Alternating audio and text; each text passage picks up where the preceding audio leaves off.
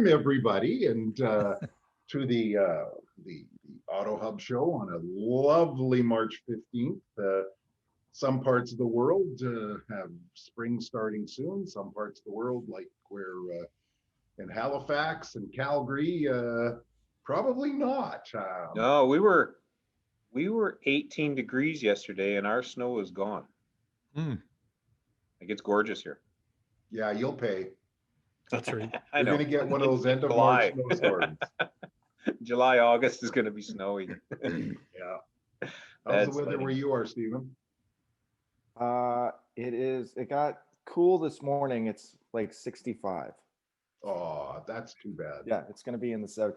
Yeah, I'm not sure if you saw, but last month we had Snowmageddon, as everybody called it here. And it was funny. I have customers all over the country, and that started like on a Friday. It was bad through like Thursday of the following week.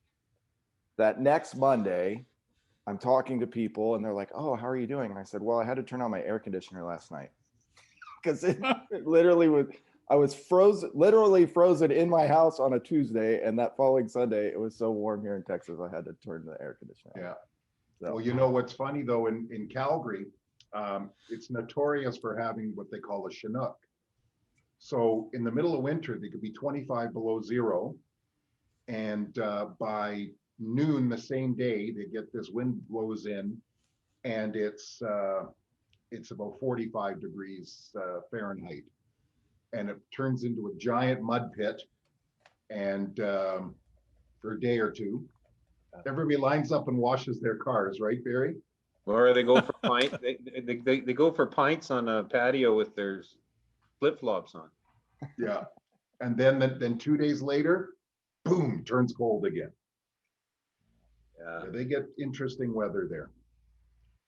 So, folks, we're gonna just might as well get started a little bit till Ian joins in and figures out his technical difficulties.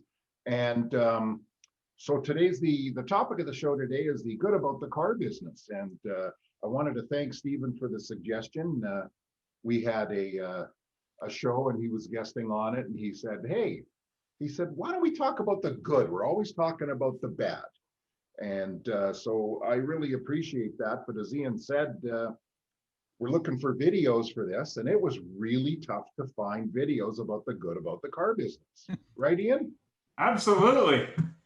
Technical difficulties right in the middle there. Anyway, I took a look online. There was a lot of videos about what's bad about the car business. So many that I was kind of surprised, actually, just so many.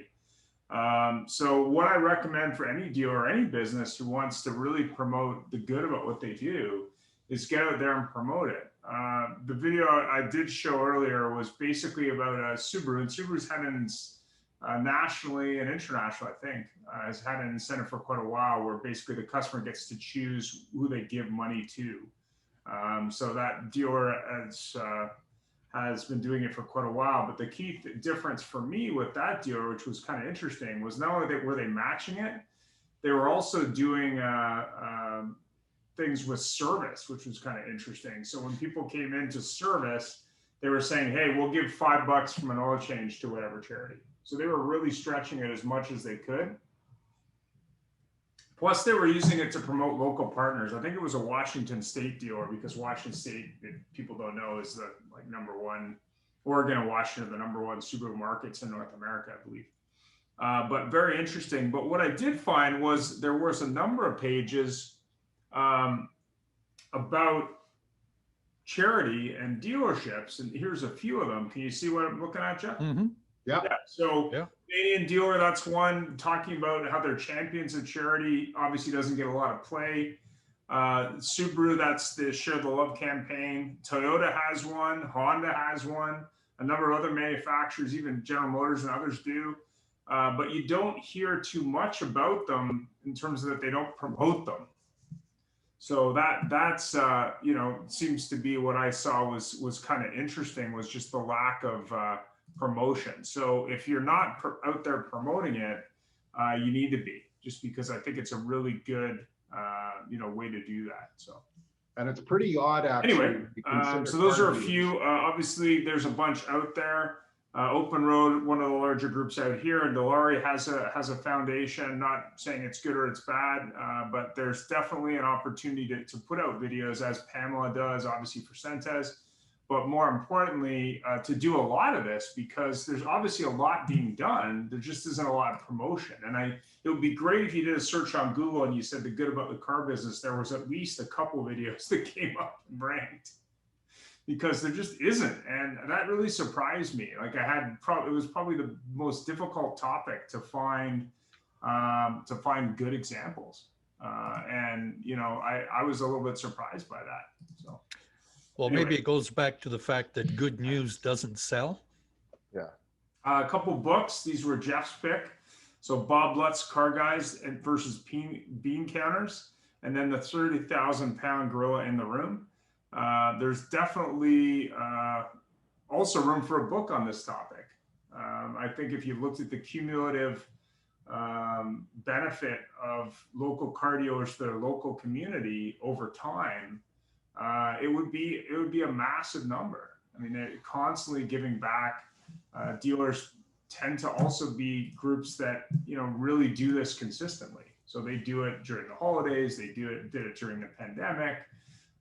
They do it when, you know, times are good, times are bad. They do it consistently.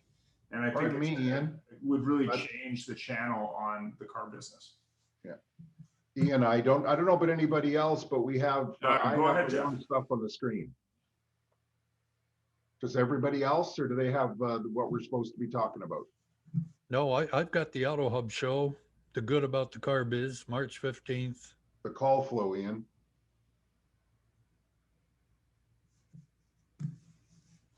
That's what happens when you have too many screens. Can't hear Jeff. That's weird. So Technology makes our life simple. Yeah. Well, while Ian figures this out, we'll continue with our introductions. So we have Stephen Granger joining us from Austin, Texas. Founder, CEO, all around great guy of Recall Rabbit. And quite the interesting thing, Stephen, following us since you joined us, recalls are a huge thing. So take a minute, tell us a little bit about yourself. Thank you, and I'm excited to be on the call today. I've been in the auto industry 18, 19 years now. I started selling Volkswagens and Audis out of a dealership here in Austin. Did that for about 6 months and realized that was the hardest job I'd ever had in my entire life, and loved the car business, but didn't want to sell cars anymore. And so got into the vendor side of things. Worked for a couple different companies, worked for Carfax for majority of that time. I was there early on in Carfax's dealer-facing team. It's funny, I tell the story of my first meeting where we all came in. The entire external team met in a conference room. By the time I left, we had to rent an entire hotel for the 200 people that had joined the team. So it was interesting going through that growth. I've worked in dealerships as well as doing the vendor stuff, and just am super passionate about the auto space and helping consumers get a better product when they come into a dealership. Well, terrific. Thank you very much. And our other guest here is Pamela Pearson, joining us from the beautiful Okanagan Valley in British Columbia. And I have to say, when you think about the good about the car business, you think about Pamela, because she doesn't post. She's the director of internal operations at Centez Auto Group, which is 5 dealerships, is it, Pamela? 6. Oh, 6, excuse me. It's actually 7 if you consider our Infinity store, because Infinity, Nissan are in one building but kind of separated. So 6 or 7, depending on how you look at it. What the heck, 7 stores. And what I always like about following Pamela is the fact that she doesn't post anything about how great the company is. Everything's posted about how great their people are and the community. So Pamela, take it for a minute to introduce yourself, please. Well, thank you very much, Jeff. Like Stephen, I actually started in car sales. I only lasted 6 weeks. But I also, you know, although I came from a teaching background, realized that this was the industry that I wanted to be in. And so that was about 13 years ago. And for the first few years, I was just learning and doing whatever needed to be done, kind of the go for kind of thing. And over time, I have built up the skills to help the dealership at a higher level, or the company at a higher level. And my focus really is employees and ensuring that we're providing a great employment experience. We have, every dealership has, or every company I would say, has room to grow and increase the great experience that their employees can have. And we look to do that every single day. So my information today that I'll be talking about will be very employee focused. Terrific. And as Ian said, looking for videos or anything online about the car businesses is tough at the very least. And even books, right, Ian? Yeah, I mean, it amazes me when I look at the good that I see out there from the car business, but more importantly, the amount of employment that's generated by the car business, whether it be the manufacturer or the retailers. You know, when you look at these spin-off jobs generated by car dealers and by the automotive industry at large, it's amazing to me that there isn't more focus on that. I mean, I think we're somewhat plagued by historical problems, maybe, or historical perceptions.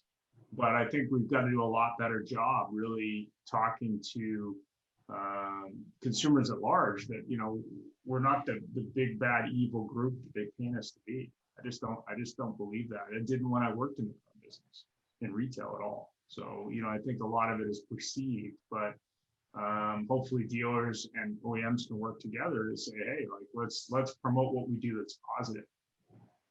Right? Well, it's awfully funny, you know. Doesn't Yeah. It's awfully funny because, you know, Ian finds all these websites and the things that people do is good. And it's like, well, why doesn't anybody know about it? Because the car business is known for self-promotion. You know, look at me. The word "me" is probably the number one word in the car business. But so, question: it's really easy for us, inside and outside, to find fault with the car business. So, for each of you, tell us something good about the business that we may not really know. So, I'm actually going to hit Stephen up for that one. Okay. Yeah, I think Ian touched on a little bit of this. I always think about, because everybody I know knows I'm in the auto space, when they start to complain about dealers, I always like to tell them to put on the brakes. And as Ian was saying, you know, you take a step back and think about your local community. Typically, they're the largest employers.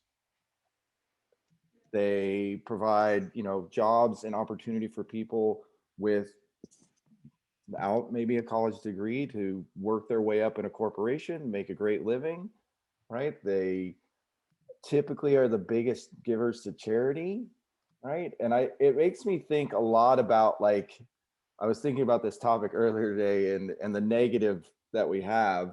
If you ask anybody after they bought a car, usually about their experience, they will rave, right? They love their guy or girl who helped them buy the car. And I think, well, what happens? How does it change from that to the bad all the time in people's mind? And it makes me think about our Congress here.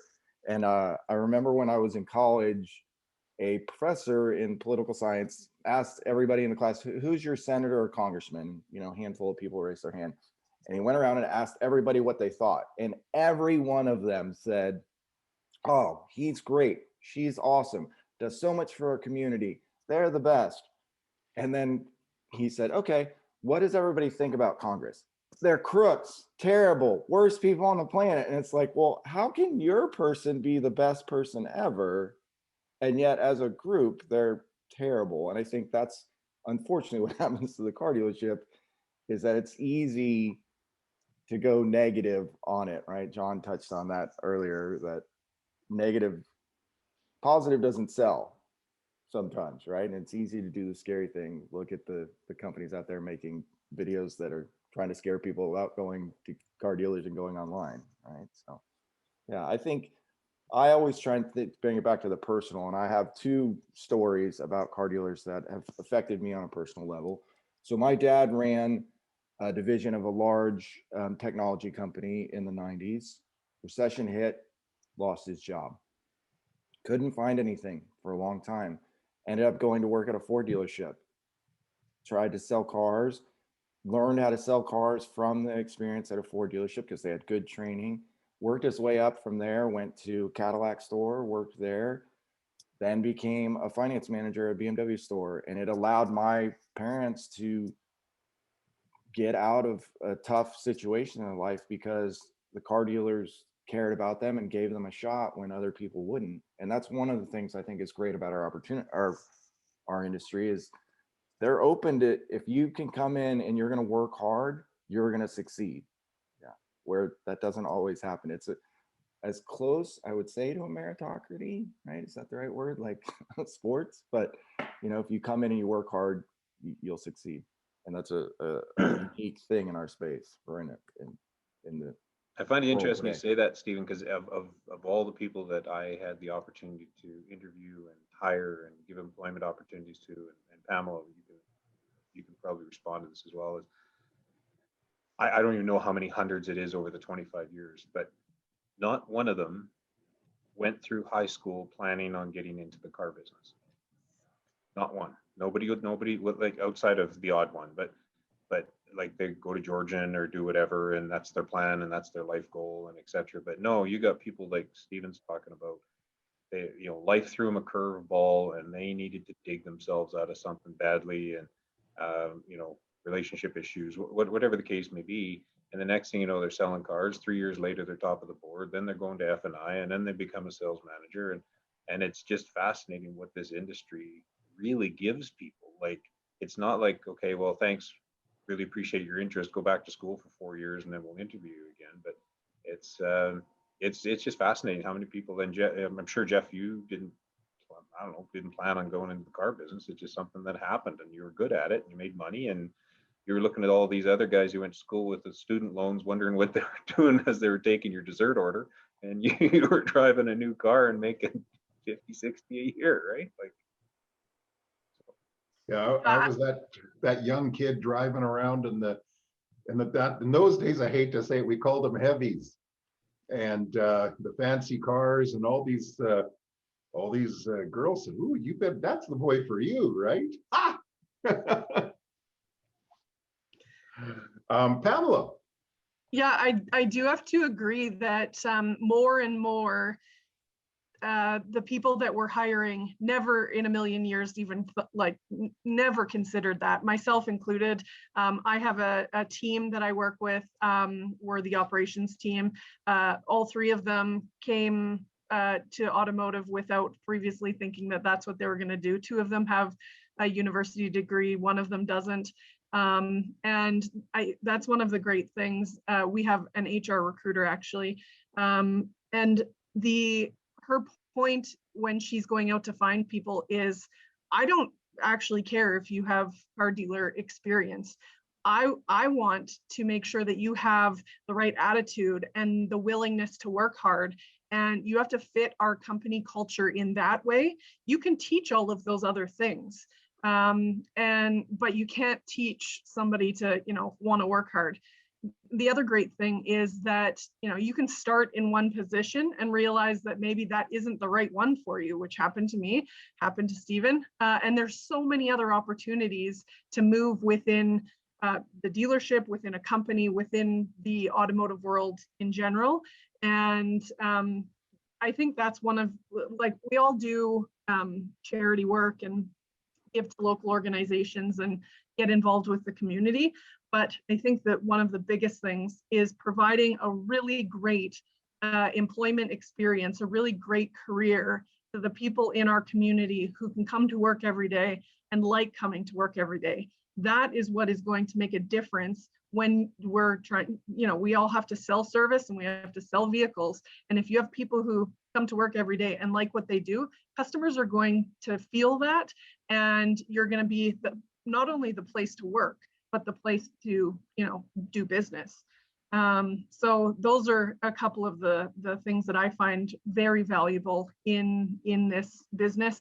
And the fact that you can change things if you notice that there's something, that needs to be improved, or you can tell that the industry is changing, you want to stay ahead of things, you can make those changes and do it fairly quickly. I'm a part of a couple of other organizations, and if you want to make a change anywhere, anytime, it takes votes and it takes months, and the wheel to change is really slow. And so that's what I love about this business. We find a problem, we fix the problem, move on. So I personally can't imagine working anywhere else. Well, Excellent. it's awfully funny because you will find car people tend to make decisions, period, on everything very quickly. Sometimes that involves a house with a leaky roof, but we make decisions quickly. Ian. Yeah. Why do you think we don't talk about the positives in the car business? Yeah, I think it's funny. I was thinking about that too earlier. Like, it reminds me of, like, I think for me, it's because I'm so passionate about the automotive space. And I think that's a lot of the people in the space. And like, I point out the negative things because it bothers me, because I know we could do it better, right? Not because, oh, stupid car dealers, right? Like, it's how do we make the industry better and the brand better for everybody in the space? Because again, if you think about it, like, we provide an incredibly important piece of the economy, from jobs. Every time somebody gets a car, you're changing their life. That's what I used to think about when I was selling cars, is that it's the second most important thing somebody buys, most expensive thing somebody buys in their life. And one of the jobs I've had, I worked for Auto Trader magazine, and I handled independent lots in Central Texas. And there was one guy, and it was really an illuminating moment for me in the space. He had this little car lot. He sold, 10 to 15-year-old cars, buy here, pay here kind of thing. And we were talking one day, and he said, I feel like this is my calling. God has told me to do this. And I was like, okay, what is that? What do you mean? That's sell cars. That's a weird thing to say, that God's told you to do. And he said, because the people that I am selling a car to, if they didn't get a car from me, they probably wouldn't be able to get it anywhere. That means they couldn't get to work. They couldn't take their kids to school. They couldn't go to the grocery store. Like, without me providing this, their life would not be able to be what it is. And so that's why I feel like it's important that I take care of people, right? And it was a really like an illuminating moment about just how critical our space is to kind of the function of society, when you think about it, especially here in, in the United States, or in Texas specifically, because you have to drive everywhere. You can't walk anywhere. We don't even walk to get the mail. So it also makes me think too about, like, I don't know how everybody else who played sports, but my coach used to yell a lot. And one time he said something about, like, well, the reason I'm yelling is because I care so much about you and I want you to do better. And I thought, as a smart aleck 16-year-old kid, well, could you care a little less? Maybe stop yelling at me so much. But I think that's also part of it, right? Like, we all get so frustrated internally, and why we say negative things, right? I know we get all on these calls a lot of times and we harp on the things that are wrong. It's because we want it to be better, and it can be better. And we've seen examples of dealer groups doing a great job and taking care of their customers and promoting things, right? And I think, I don't know if it was Jeff or Ian, I mentioned I worked at Carfax, and we had an ad campaign at one point where it would show horrible things about a car, right? Like, and then funny ads that the copy would go over it. Like, the car was on fire and it said, "This car's hot," right? And somebody brought up to the VP of marketing, why don't we do ads that show dealers in a positive light? Or instead of scaring consumers, say, hey, dealers are running Carfaxes. They take care of you. They check your car. Make sure you buy something safe. And he said, we tried that. We actually spent money building ads. And when we ran them through, tests with potential consumers, they failed miserably. So I think it was to John's point, right? Like fear sells, and unfortunately it's easy to pick on a scab that dealers are bad people, and it's an easy mark.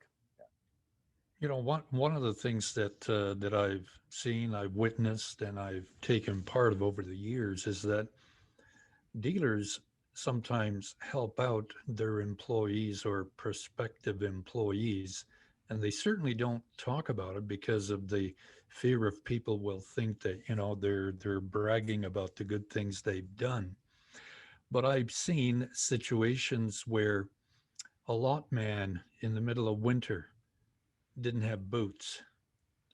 He came into the showroom and his running shoes were wet and his socks were wet. The sales manager happened to have a pair of boots and dry socks and gave it to him as a gift. Hiring people to come into the business showed great potential. But guess what? They didn't own the proper clothes to get on the sales floor. What do you think happened? I know situations where the sales manager took someone to Moore's and spent $1,200 20 years ago out of his own pocket to dress this individual so he can have a job. And I've seen dealer principals do the same thing. I've seen dealer principals give down payments to people so they could buy their first house. And these are things you never hear about. Yeah, I think a lot of times, you know, we do these good things to do the good things, not to be rewarded for them, not to Exactly. brag about it. And you know, we were even in that situation, you know, so I've been with the company for 13 years, and you know, even 10 years ago, you're doing all of these things, but you're not really saying anything about them because that's not why you're doing them. Even Adam Rich is our dealer principal COO of the company. We donated $10,000 a year for 9 years. Plus, I was the chair of the committee, donating like tons of time. And because he was the person who was kind of the leader, he was allowed to get up and, you know, give a bit of like self-promotion to the group of people for this $10,000. And he refused to do it every single time because he's not doing it to get a pat on the back or anything like that. He's just doing it because that's the right thing to do. But lately, I've been trying to say, people want to know about these good things. We still aren't doing them to get a pat on the back or anything like that, but just to let people know that those types of things are happening. And you know, there is so much negativity out there, I think, because there are some bad apples out there and they make a bad name for automotive. And I think it's all of our jobs to do everything we can for those bad apples to be now the exception, not the rule. And hopefully we can build some momentum with this positivity. That's why I'm like all over Facebook and LinkedIn and all that type of thing, to try to build momentum, to see other dealers do the same things, and really try to break that stigma so that people go into a dealership expecting good, not going into a dealership expecting a negative experience.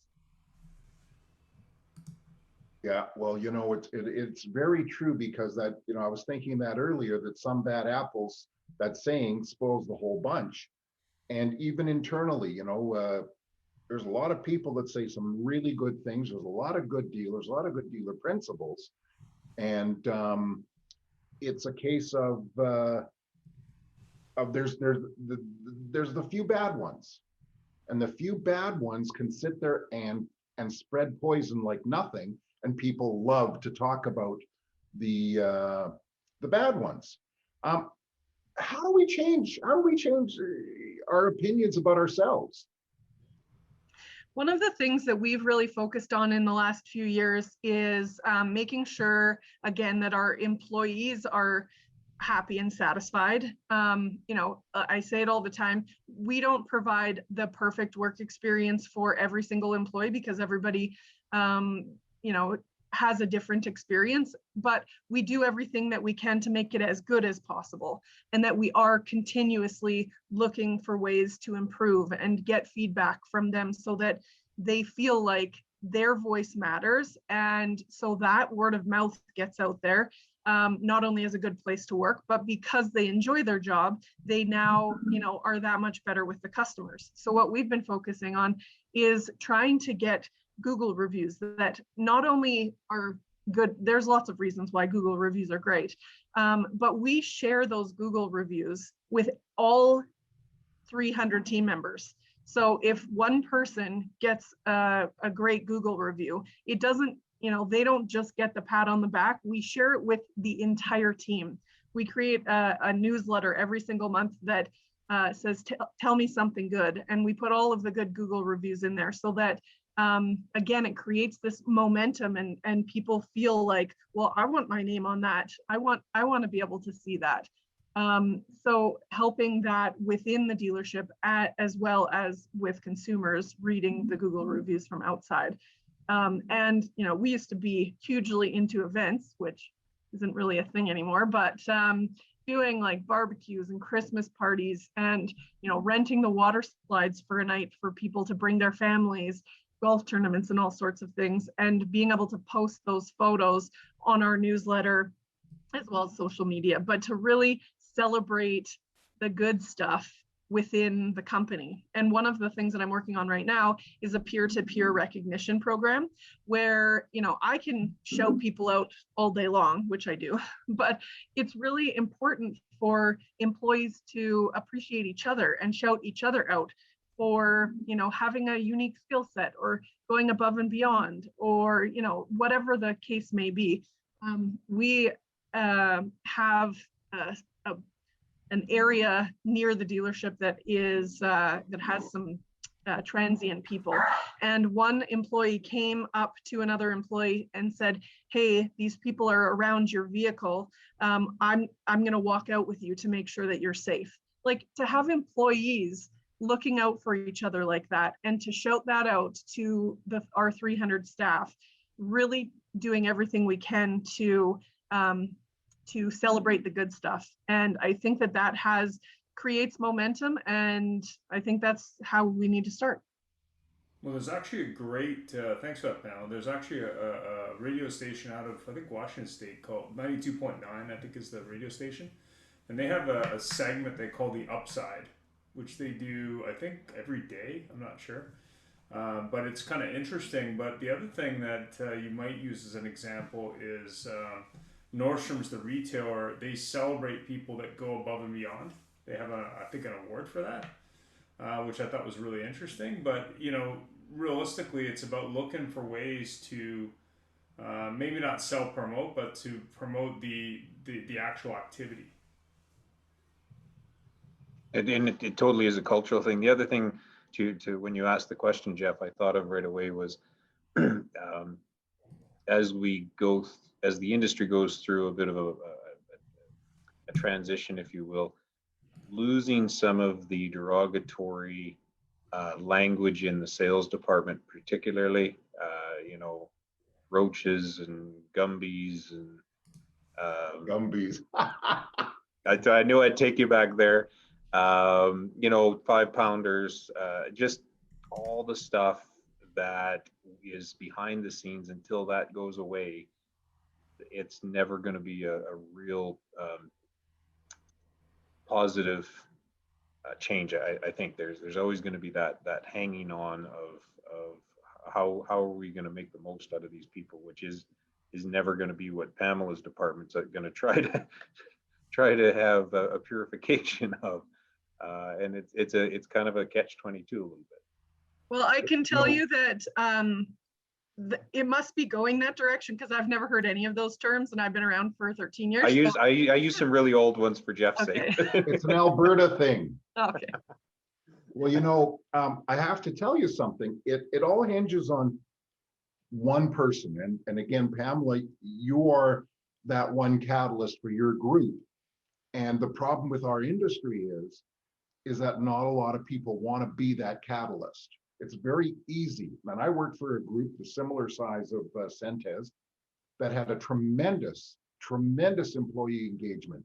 And literally the owner was known by his first name, and nobody ever called him Mr. and everything else.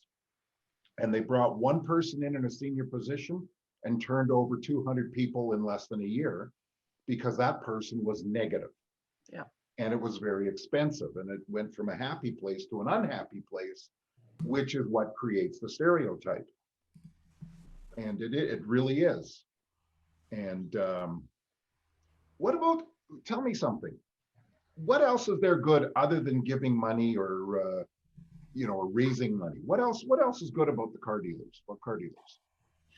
One thing that we've done, and sometimes there's like donation involved or sponsorship, but is really getting involved with the youth and all different aspects. So for example, we have gone into high schools to talk to them about why automotive might be something that they would have never thought of before, but maybe a career path that they would like to get started on. So working with high schools. We've also gone in and worked with UBCO here and Okanagan College. There's a Women in Trades program that we are involved with, have been for the past few years, where we actually bring them into the dealerships to give them the tour and show them what it's like.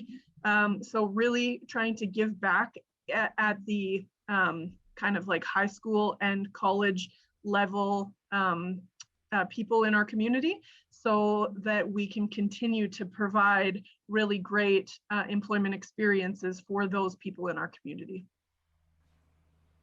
The other thing, just real quickly on a purely fiscal side of things, like when Costco rolls into town, they've already negotiated with the local government about what their taxes are going to look like for the next 10 years or whatever the case may be. But dealers don't, dealer groups don't. Like, you think of what your business taxes are, your land taxes, like you think of what that building generates for the local municipalities. And just thinking of the Centus, and I don't know you guys well. I was in your dealer 20 group with Mercedes with Rich, and you guys do an amazing job. But think about what you guys contribute to the Kelowna community as far as hard cash to do something with. Plus you're employing all these people. Like, it's a huge generator for your community when you actually think about it. And nobody's gone to city council and said, well, I'm going to move my dealership unless you give me a half of whatever reduction, this and that and everything. There's no negotiation going on. It's just, we're here, we're paying our dues, and we're gonna, we have beautiful lawns out front and beautifully sculpted dealerships, and we keep them all looking nice and all the stuff. And you do your community an awful lot that nobody will ever mention. It's true. Well, and the other part is, talking about local government and that type of thing, having this position and having Adam be open to, community involvement and that type of thing. I'm entering my third year as a director for the Kelowna Chamber of Commerce, and on the track for presidency. And so I hope that that will help give a voice to automotive in our area, and maybe other things that I might be able to do in the future. So. Excellent. Yeah, well, it's and it is a big thing, and there's so many opportunities that we in the industry miss because we're not focusing on them. Here in Vancouver, we have one group actually owns 2 auto malls, and that when they went in, of course, it was Jimmy Pattison. When they went in, they negotiated for tax savings. But it's true. And Ian, what do you know about like auto open road, etc.? Because they're using a lot of real estate. Do they do that, or? Well, open road is interesting, and they're interesting because of the historic story of the group, but also the fact that they're going national. And I think as we see more and more groups eat up more and more individual dealers, I think it's going to be interesting to see how that changes things. But I think that the biggest thing that Pamela has said, and I agree with that 100%, is you've got to get your employees engaged in promoting what they do, but more importantly, promoting the group that they work for and giving back and saying, listen, telling their personal stories, like, hey, I was looking for something to do, you know, Centes helped me out, or whatever the group's name is, and this is what they do for the community. I think the answer isn't larger and larger groups that negotiate with the government. The answer is supporting those local businesses. I mean, I noticed this lately with Uber. They're trying to, I guess, justify their margin by saying they support local business, but I think the local businesses got to do a better job in promoting themselves and what they do. Because if they don't do it, someone else will, and you know, I think that's part of the story. But when you look at Open Road, I mean, they own. I mean, they have an auto mall in Langley. That's pretty much all their properties. They own a large percentage of the Richmond auto mall. You know, obviously Christian is a very well-funded individual, but that's you know also true with some of the bigger players nationally in Canada and the U.S. as well. So it's a question of you need to promote what you do, but more importantly, you need to promote you know what you do that's good in the community. Because I never understood why people don't buy local. Automotive dealers are a great example of buying local. You're buying from a local small business owner, whether they have one store or 20 stores, who supports local business, right? They support that person who sells dash kits. They support that person who cleans cars. They support that, you know, local or national chemical company. They support, you know, a local community college with jobs. They support, you know, for trainers and everybody else who trains people in the industry. They support transportation companies. I mean, there's a massive list, and I think that we take too much abuse in the media in general. Even though I think we're one of the biggest spenders in media, which I think is an area where car dealers need to pay more attention. Is go to the local news. I know every year there's a show on how bad used car lots are, but you know, I think a lot of it is okay. Well, you know, why are we supporting these companies that beat us up, right?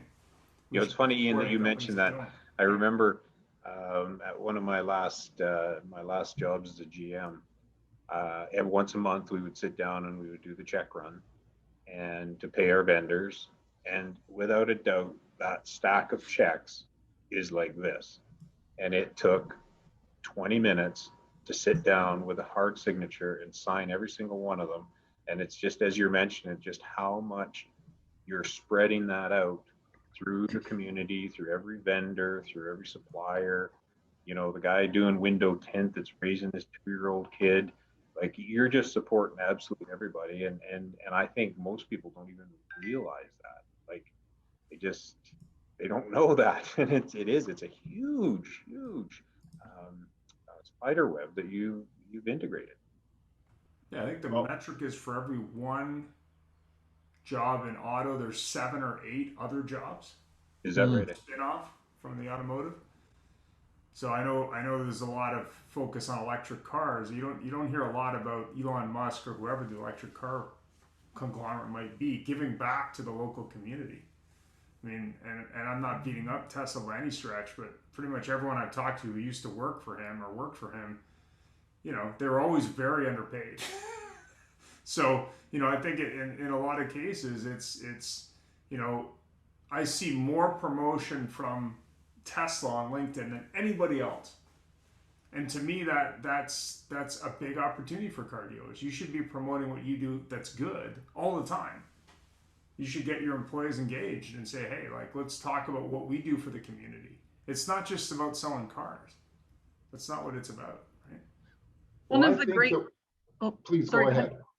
One of the great things that I was really proud of is the BC Cancer Foundation. That was the charity that we sponsored $10,000 a year for 9 years.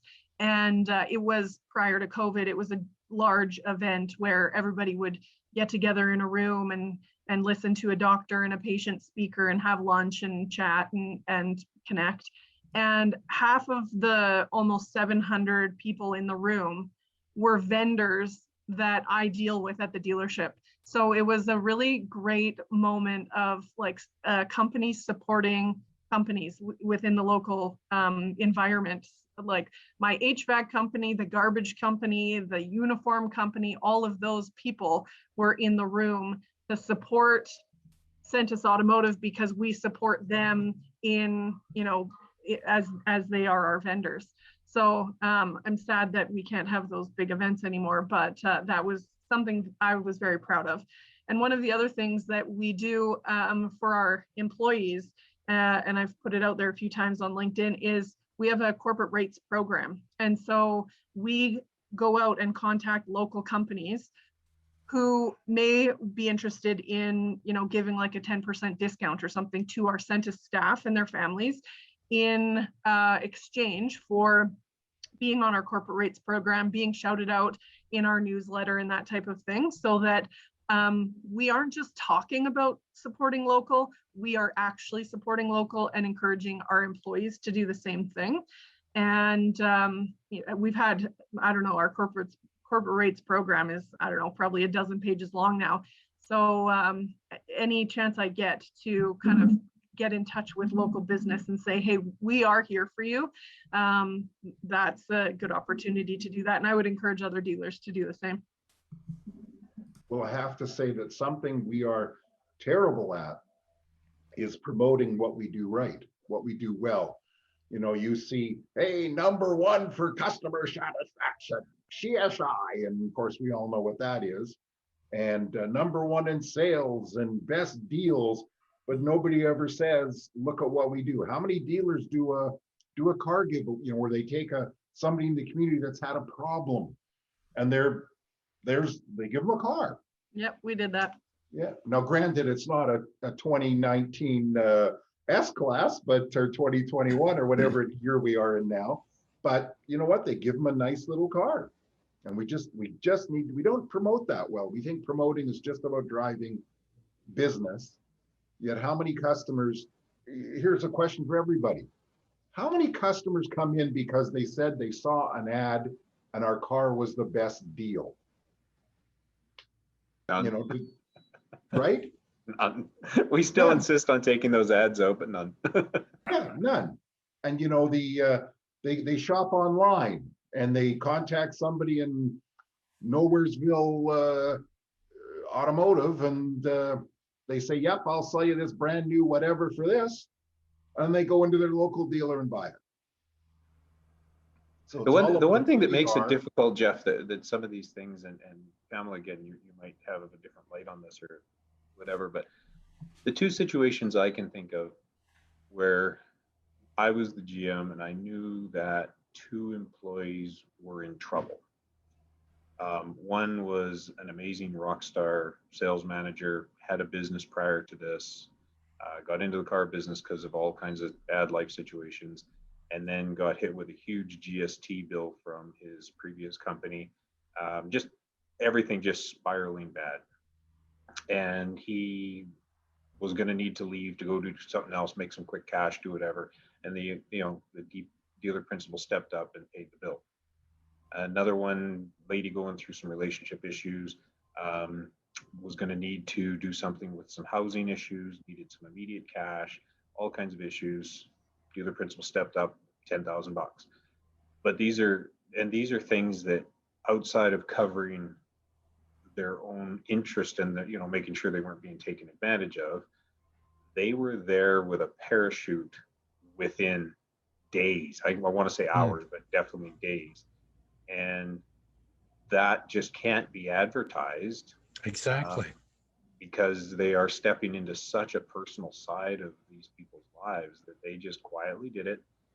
Nobody in the store knew it, except they took such a lift off these people's lives that they could go back to work, because they said they're not going to make me any money if they leave or if they do whatever. So let's just help them out and we'll worry about the repayment plan at a later date. And it was really quite something to watch, especially when you got to tell the person the news. It was, oh my gosh, yeah, isn't it? Yeah, and it was one of those things where, okay, well, we can't put that on Facebook and we can't put that on LinkedIn, but we'll just quietly do that in the background. So that's the other thing that kind of comes around too, is when you're helping people out at such a deep level, you really can't say anything. Mm-hmm. Not that you want to either, but just to bring that to light, that's all. Yeah. And I'm seeing Pamela nod her head, so obviously she's seen these situations happen in her life too. Yes, absolutely. So maybe there's a question here for Pamela. I mean, obviously you do a lot of promotion. I see it online all the time of your employees, which is a pretty simple thing that you can do. Like this person's, 5 years, this person's 6 years, this person just got this.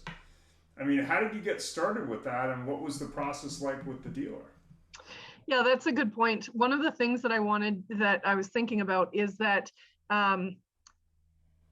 most dealers are just working so hard to sell cars and sell service, and they don't really have a person that can be dedicated to this stuff. And so I'm very proud of my company, and I'm so glad that I get to work for Adam Rich, because he sees value in this stuff. And so, obviously it didn't start out like this. But one of the things that I have kind of done over time is attend lots of webinars, read lots of articles, and there's lots of good stuff out there suggesting, like, here's the list of things you should be doing in your business. And I would be like, okay, we're doing these 3 things, but these 7 things we're not doing. So like picking off a little bit at a time to consistently make improvements to get better. So it started out that we wanted to wish every employee a happy birthday on their birthday for those that celebrate, and wish every single person a happy anniversary on their work anniversary. So we went through all 300 of our employees and put a calendar invite in my calendar and their manager's calendar. And so that when their birthday came along, their manager, like, it pops up first thing in the morning, and they know, and they can either wish them happy birthday or buy them a coffee or whatever. And then I also send like a custom anniversary message to every person on their anniversary. So then it was like, okay, well, why don't we get pictures of these people? And lots of them we already had pictures of because they're on the website. And why don't we shout them out that way too? So not only do they get the email and recognition in the store, they're also getting it on Facebook or whatever. Or in Kelowna, if anybody knows Maxine DeHart, if there's some big milestones, you tell Maxine DeHart, and then she tells the whole city for you, which is really great. And even most recently, this peer-to-peer recognition program that I'm working on, haven't launched it yet, but just, again, another article was like, this is something that it would be very valuable for your company. And so that's something that we are working towards. And having Adam be the kind of guy who is open to letting us have the freedom to create these ideas and try to implement them in an effort to make it a better employment experience for our people, it really comes from the top down. If he wasn't willing to allow me the time to work on this stuff, it would never happen. So you got to have the buy-in from the top, and then you got to have somebody who's passionate about making things better. Exactly. Well, I have to tell you, the funny part is about this is the good people are also the smart people. Your employees are happy, your customers are happy. Your employees stay. It costs you probably these days, what, about 10 grand to replace a receptionist? Yeah. And as you just said, Barry, they gave 10,000 to a staff member who's going through trouble, or that rock star sales manager, that would have cost them 100 grand if that person would have left. Yeah. Yeah. And everybody's happy and says good things. Yeah. It was, and trust me, after that support was there, they were even more of a Bible thumper, if you will. I don't know what the right word there is, but they were a huge supporter of that company. Yeah, the loyalty that would come along with that, it would be second to none. Exactly. We actually track our length of service, our tenure, and like every month we track it, and then we look at it at the end of the year. And it is really exciting to see that our turnover rate, our percentage, it has gradually been decreasing over the past several years, where we've been putting a major focus on this. And to read what some of the like typical automotive stats are, and to be way under what the average is something to be really proud of. But if you don't track it, you don't know you don't know how much of a problem it is. And then to be able to really celebrate when things are going well, that you're doing something right. You got to keep with the momentum. So You And judge the it other by win on one that, person.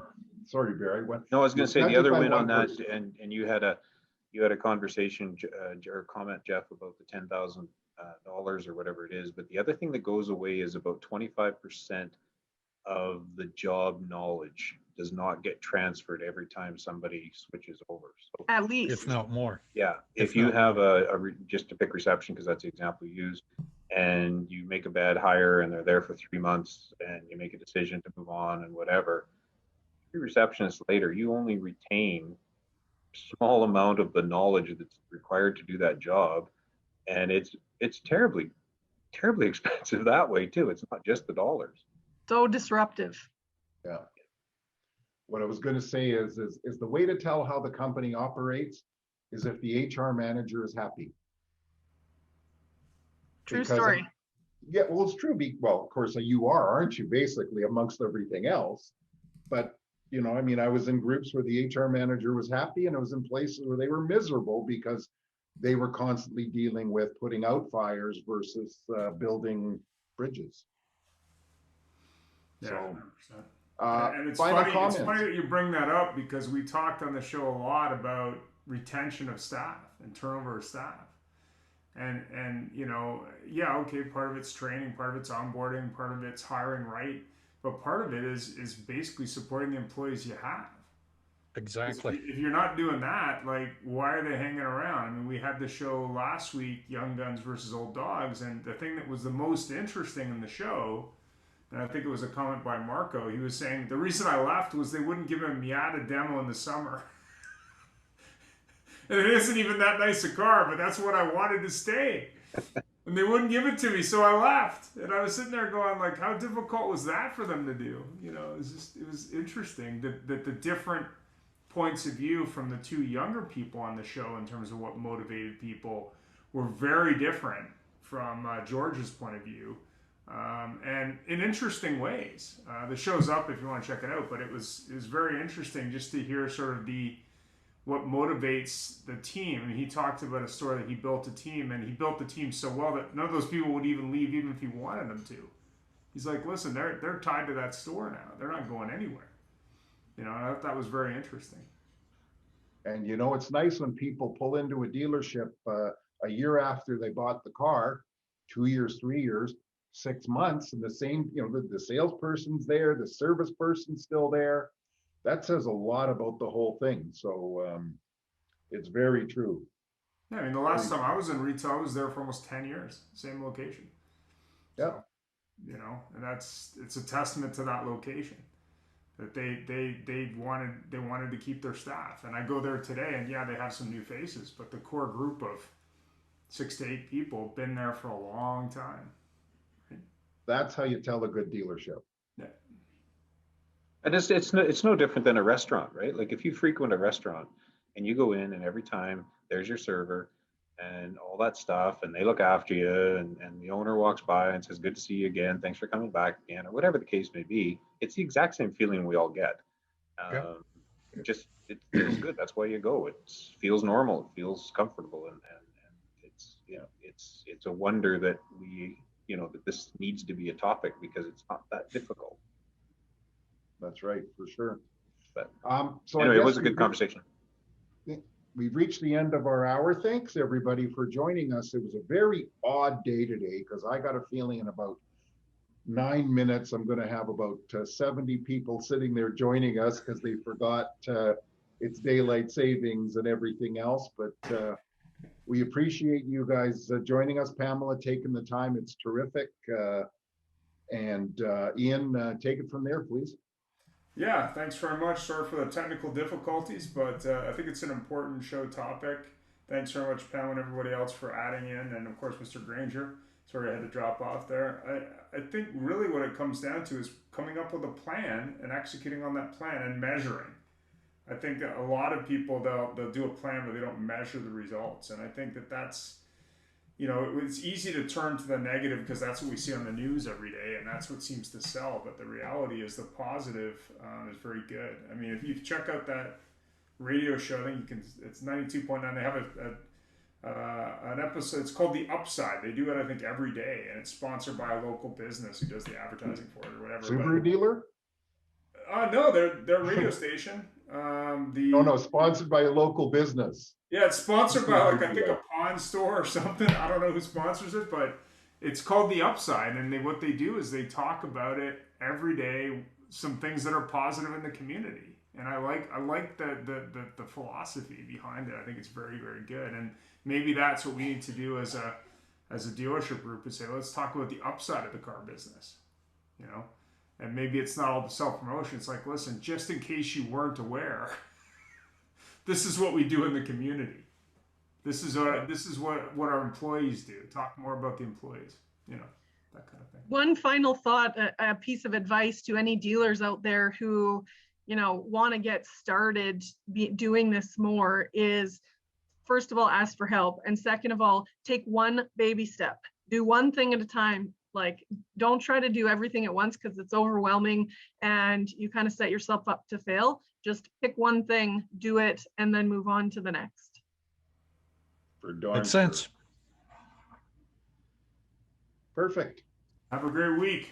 Thanks Thank for you, having everybody. me. Thanks, John, for being there. Pamela, much appreciated. And we'll talk to you guys soon. Sounds Take great. care. Bye for So now. long. Bye-bye.